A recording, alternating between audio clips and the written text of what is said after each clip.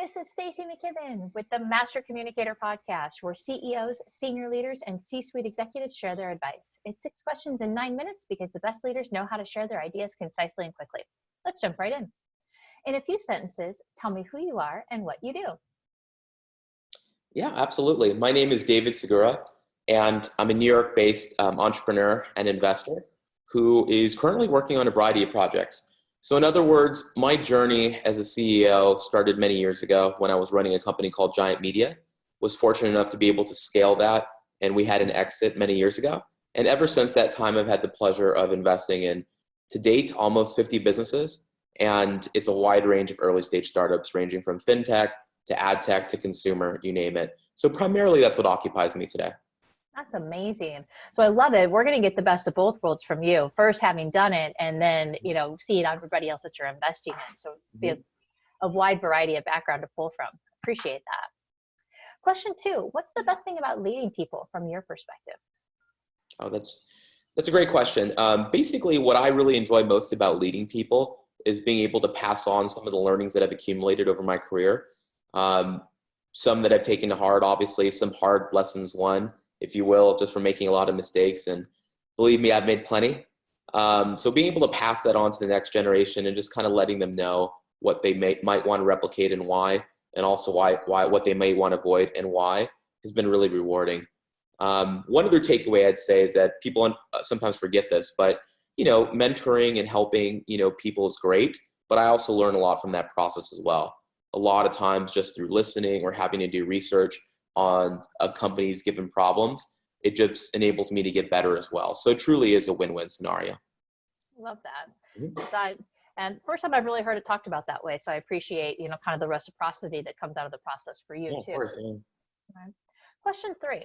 I often hear from other leaders that business would be great if it weren't for that pesky people part. I'm curious, what are your thoughts about that?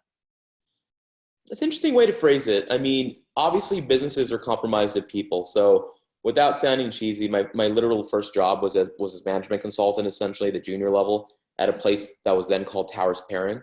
Since been acquired by a large company, and it's a much bigger vehicle now. But we were literally in the HR, executive comp, change management business. And so that's where I learned very early on what human capital meant.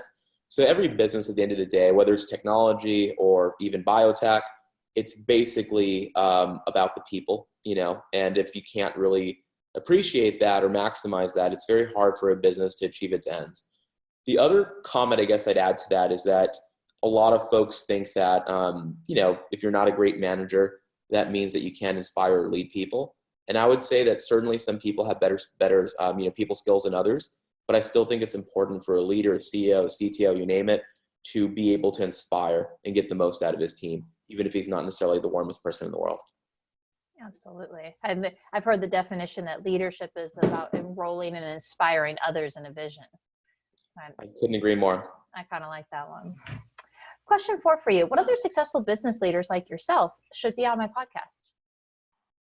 What other ones? Yeah, I'm thinking, who else in the community are movers and shakers that we should be paying attention to? Are there other, leaders and managers that are out there that you think are carrying the bag really well and we should be paying attention to what they got going on? Definitely, yeah.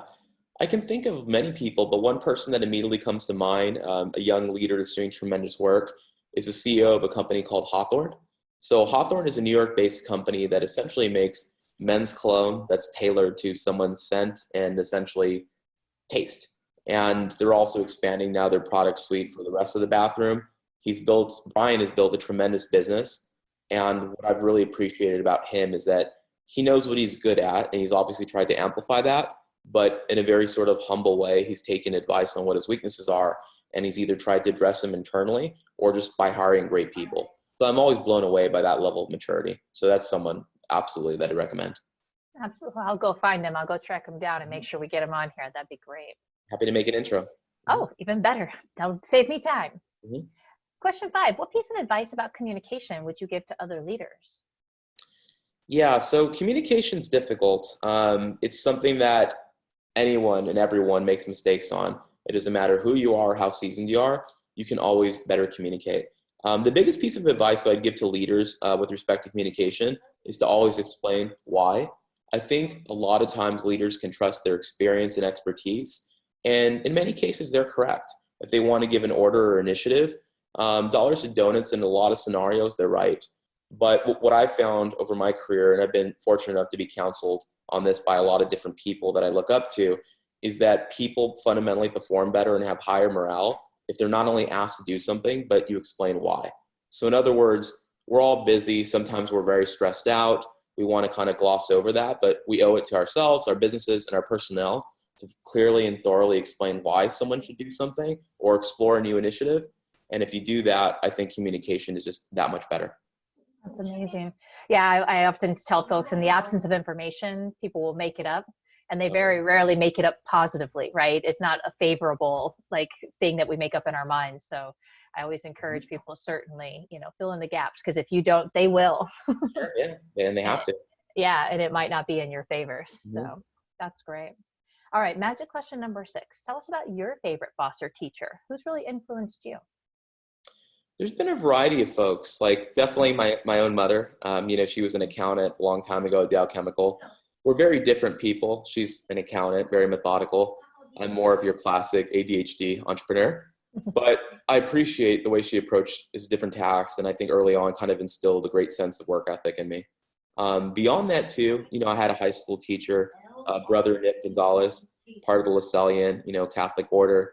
Mm-hmm. And I went to a high school that was fairly strict, and I'd say he fell into that vein. We had our differences, but I just really appreciated the way he approached different subjects. And one of those subjects in particular was, AP history. Basically, that changed my life in some ways. His approach and the way he questioned certain things, it just wasn't what I was expecting at that age. And it made me realize that there's more, to life than a conventional path or the standard truth, if you will. So I'll always be appreciative for those experiences. That's great. I think, again, the message is how can we pay that forward and give that to somebody else, right? So I love those insights. All right. So I really appreciate you being on the show, and it's been an incredible pleasure learning more about you and your ideas. How can people find you if they want to reach out, introduce themselves, or learn more about you? Yeah, there's a variety of channels that I'm responsive to, but I think some of the easiest ways might be LinkedIn, obviously. You can look me up, David Segura, that's spelled Segura. And beyond that, you can also send me an email. There's a variety of them, but one that's easy is david@spectrumventures.com. That's awesome. Well, again, David, thank you so much for your time today. I really do appreciate it. And thank you to those that are out there listening. This has been Stacey McKibben with the Master Communicator Podcast. For more ideas and insights, please do go check us out at www.concilioteam.com. We look forward to seeing you again next time. Take care.